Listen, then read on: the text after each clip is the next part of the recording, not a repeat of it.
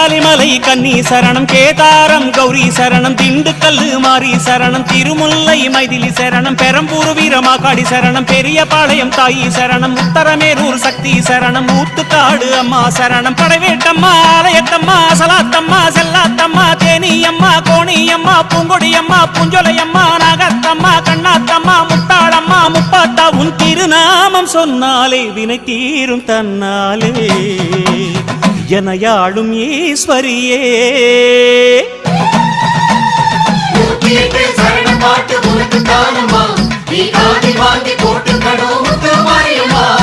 ஏத்தி வச்ச சூடமெல்லாம் உனக்கு தானம்மா, அடி உத்தமியே பத்தினியே மாரியம்மா.